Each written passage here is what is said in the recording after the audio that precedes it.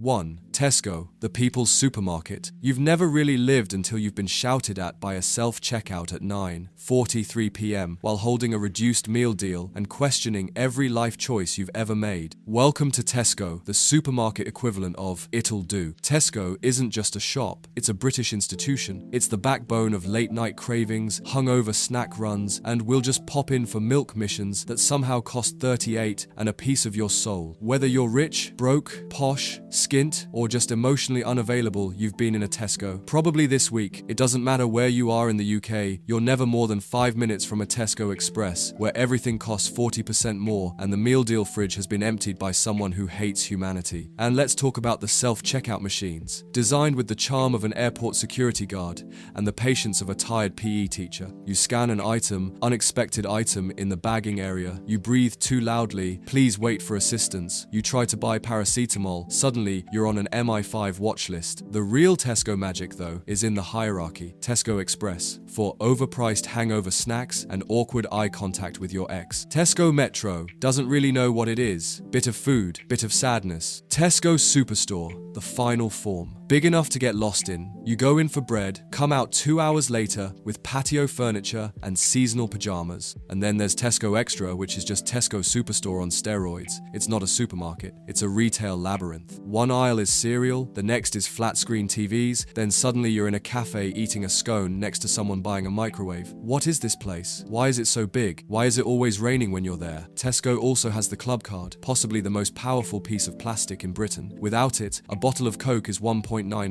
With it, 49p and a small dopamine hit. You don't even know how many points you've got, but it doesn't matter. You feel like you've won. And let's not pretend we don't all know Tesco's real prime time. 7:30 p.m. on a Sunday. Reduced section warfare. Yellow stickers everywhere. Grown adults elbowing each other for a 14-pasta salad. No dignity, no rules, just vibes. Tesco isn't glamorous, it's not exciting, but it's always there for you. Like a dependable ex you keep going back to because, honestly, everywhere else is just more expensive. 2. Sainsbury's. Middle-class chaos. You ever walked into a supermarket and immediately felt judged by the sourdough? That's Sainsbury's, where everything smells like lavender-scented cleaning spray and quiet financial stress. Sainsbury's is what happens when you want to feel like you're shopping somewhere posh, but you also don't want to remortgage your flat for a pack of bananas. It's like Waitrose and Tesco had a baby, and that baby does yoga and listens to podcasts. This is the supermarket of choice for people who say, I only shop organic when I can, and then spend 6.5 on a bottle of ethically sourced oat milk made by monks in Dorset. Now don't get me wrong, Sainsbury's is aesthetically lovely. The layout is clean, the lighting makes you feel like you've entered a mid-budget rom-com, and all the labels use fonts that look like they've been approved by a lifestyle blogger named Poppy. But then you look at the price tags and think, why is this butternut squash 4.1? Is it gold-plated? Did it go to private school? The meal deal situation? Let's talk. Technically still a deal, but only in the loosest sense of the word. You can get a falafel wrap, a sparkling elderflower tonic, and a vegan cookie for 3.5, which sounds great until you realize you're still hungry and also deeply unsatisfied with your life choices. Then there's the clientele. You don't see chaos in Sainsbury's. No one's riding scooters down the frozen aisle. No one's shouting about who stole the last Pizza Express garlic bread. No. In Sainsbury's, we operate in passive-aggressive silence. We queue with dignified rage. We glare. We sigh quietly. It's like a church with Nectar points. Let's not ignore the taste the difference range. Everything in it feels like it should come with a side of jazz music. The packaging has black and gold, like it's selling you a small luxury cruise, but it's just sausages really fancy, smug sausages that whisper, you're better than Lidl. And then you've got Argos, now sneakily hiding inside some Sainsbury's like it's gone undercover. You walk past yogurts and suddenly you're ordering a microwave from a touchscreen and waiting for it to be summoned from the void. What is happening in this place? Sainsbury's is not chaotic like Asda. It's not chaotic like Aldi. It's emotionally chaotic. You leave with ingredients for a quinoa salad, a scented candle, and an existential crisis about your bank balance. But you'll be back, because deep down, you like the aesthetic, you like the quiet, and you like the fact that everything smells vaguely like bergamot and upper middle class guilt. 3. Asda, the chaos superstore. If Tesco is the default setting and Sainsbury's is a polite cough in supermarket form, then Asda is a full-blown air horn at night 9 a.m. on a Tuesday. This isn't just a supermarket, it's an arena, a battleground, a lifestyle. Asda is the only place in Britain where you can buy a 48-pack of chicken dippers, a £5 pair of jeggings, and a Christmas tree, all before you've even had your morning Greggs. Walk through the doors, and you're immediately hit by aggressive lighting, screaming toddlers, and a promotional aisle that smells vaguely of Lynx Africa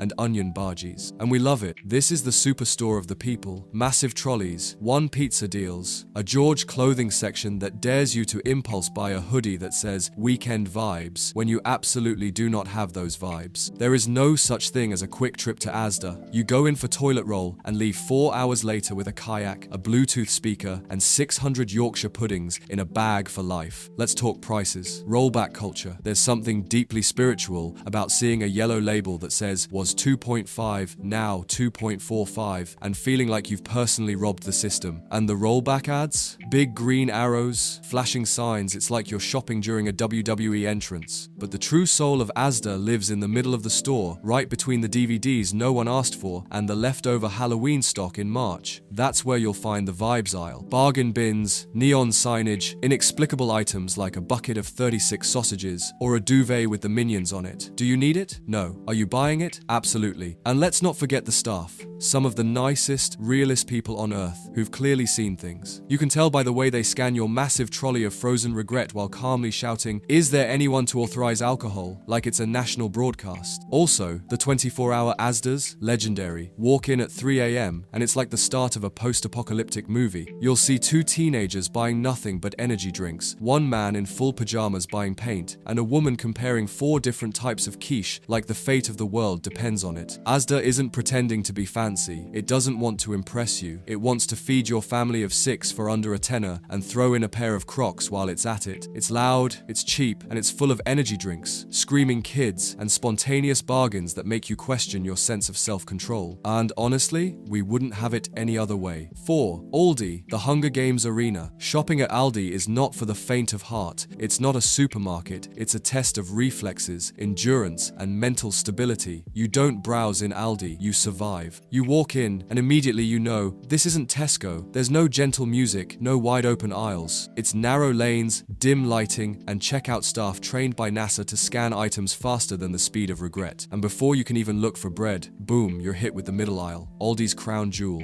A chaotic jungle of inflatable kayaks, electric chainsaws, ergonomic pillows, wetsuits, trampolines, and why is there a MIG welder next to the baked beans? You came in for milk and now you're wheeling out a leaf blower and a fondue set. Happens to the best of us. The own brand products are another level of genius. They're not knockoffs, they're tribute acts. Seal bars instead of Penguin. Choco Rice instead of Cocoa Pops. Norpac basically undercover Lurpak trying not to get sued. And they're good, weirdly good. But you'll never admit it to anyone who shops at Waitrose, ever. Then there's the checkout experience, which isn't so much a transaction as it is a combat scenario. The cashier makes eye contact, they nod, and then they begin launching your items down the belt like it's a game of high-speed Tetris. You've got approximately 4 seconds to pack £86 worth of groceries into a single bag before the person behind you starts breathing down your neck, holding a cauliflower and a torch. There is no time, there is no mercy, there is only Aldi. And don't forget the Aldi loyalty tax, the price you pay for shopping cheap. That price? You pack your bags over at the shelf, the infamous cold metal packing ledge of shame. You stand there, fumbling with ripped handles and your self-esteem, while 4 other people in the same boat all pretend you don't exist. But somehow, it's beautiful. Aldi doesn't care about your feelings. Aldi gives you what you need, massive savings, quality food, and an unexpected electric fireplace in the middle of the shop. It's not about convenience. It's not about elegance. It's about knowing you just bought a week's worth of food, a wetsuit, and a 3-in-1 hedge trimmer for less than 40. And deep down, that makes you feel something. That's Aldi. Fast, brutal, confusing, brilliant. 5 Lidl. Fear, pastries, and power tools. If Aldi is the Hunger Games, then Lidl is Squid Game. Same concept, but the rules are unclear, and someone's nan is already halfway through the obstacle course with 12 cans of bratwurst bratwurst and a croquet set. Lidl doesn't explain itself. It just exists. It's there, quiet, ominous. You never plan to shop at Lidl, you just wake up one day outside it,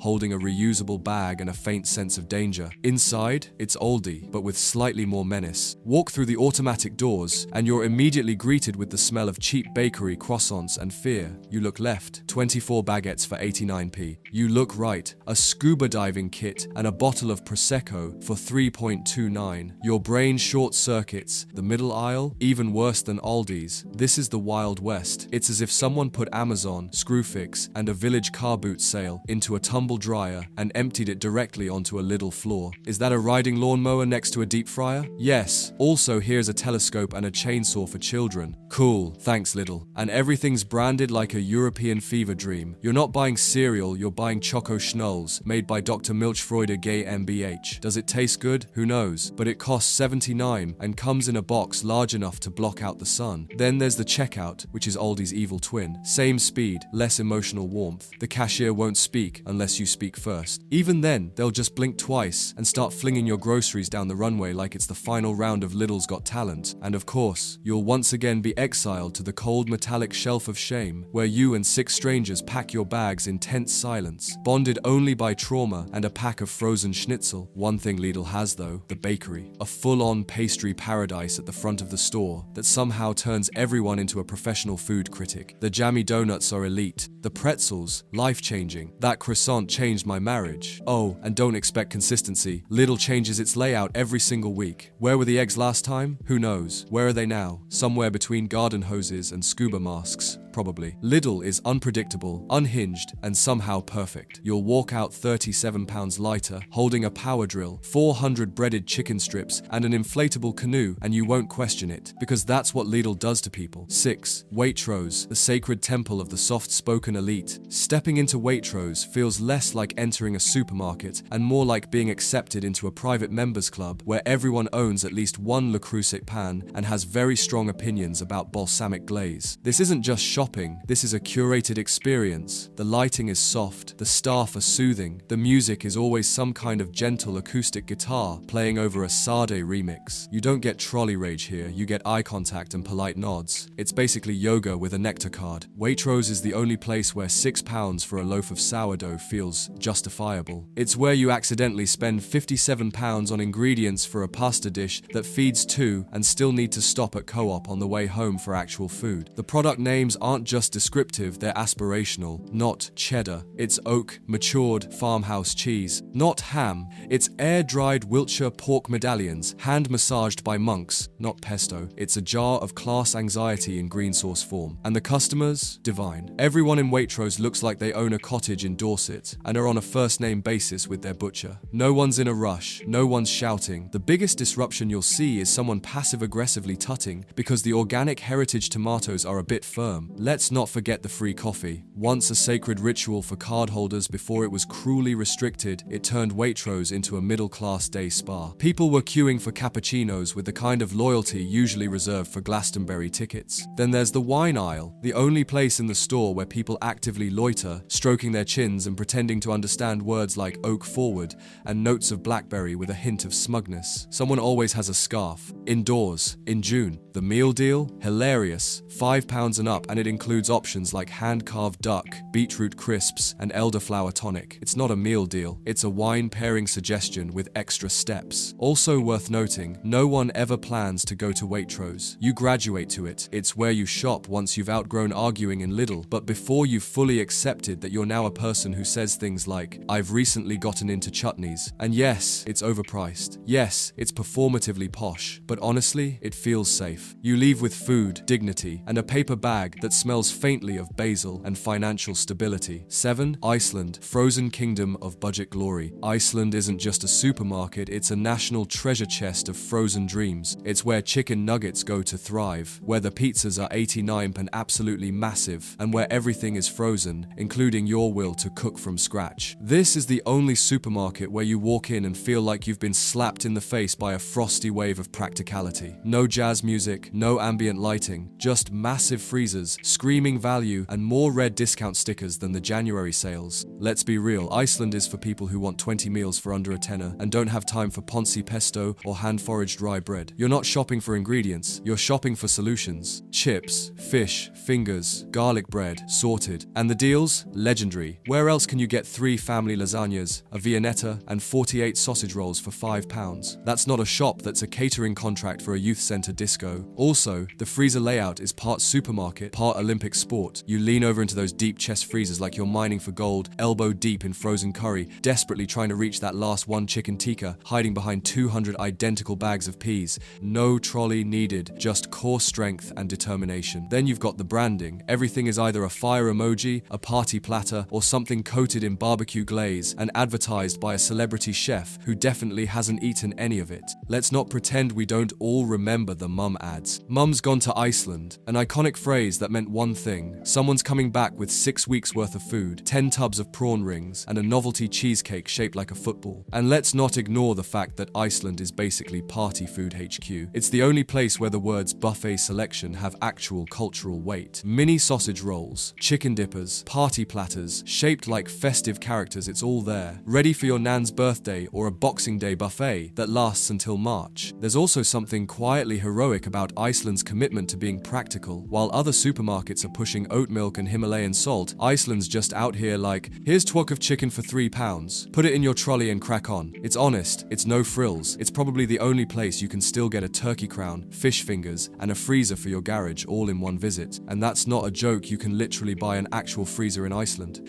Inception level marketing. So yeah, it's not glamorous. You won't find artisan hummus or ethically sourced kale. But you will find dinner for the week, a family-sized chocolate gâteau, and a cashier who respects the grind. 8. M&S Food. Luxury in a meal. Deal wrapper. You know you've reached a certain point in life when you walk into M&S Food and immediately feel underdressed. You're just trying to buy a sandwich and suddenly feel like you need a blazer and a degree in wine pairing. That's M&S, the supermarket that whispers, treat yourself while slowly draining your bank account. This isn't just a supermarket, this is M&S Food, where every voiceover sounds like it's trying to seduce you with lasagna. Everything here is curated, not stocked. Even the fruit looks like it's had a private education. The strawberries, hand-picked. The lemons, sun-blessed. The carrots, probably named Sebastian and raised in a Montessori garden. And then there's the portion sizes. M&S Food is for people who enjoy eating like royalty, but only in very small quantities. You'll spend 6.5 on a meal deal, get it home, and realize it's 3 spoonfuls of orzo, a tiny pot of mango chutney, and a coconut water with a name longer than your CV. But the quality, to be fair, is outrageous. You're not getting basic sausage rolls here, you're getting all-butter pastry pork medallions, gently seasoned and lovingly rolled by a softly humming artisan named Hugh. And the dessert aisle? Lethal. One minute you're just browsing, next minute you're standing there clutching a 14 Belgian chocolate melting dome that feeds 4 but will be eaten by 1 you. Let's also take a moment to address the dine-in for £10 deal. Starter, main, dessert, and wine. Sounds like a bargain until you realize the portions are just enough to anger you, and the main is 4 ravioli that look like someone left them in the sun. And of course, no M&S section is complete without mentioning the TV adverts. They don't just show food, they worship it. This isn't just a pie, it's slow-cooked lamb shank, bathed in rosemary dews and tucked into golden pastry like it's going on holiday. At this point, you're not watching a food ad, you're being romanced by a roast dinner. The customers? Unbothered, untouchable. They've already accepted they're about to pay 4.2 for a Scotch egg, and they're fine with it. They don't panic at the till. They just swipe and go, like gods among mortals. And somehow, every shop is in slow motion. No one rushes, no one sweats. Even the tills beep with dignity. M&S Food isn't where you do your full shop. It's where you go when you're feeling emotionally fragile, slightly bougie, and deeply in need of a reward. A well-done me shop. A middle-class crisis shop.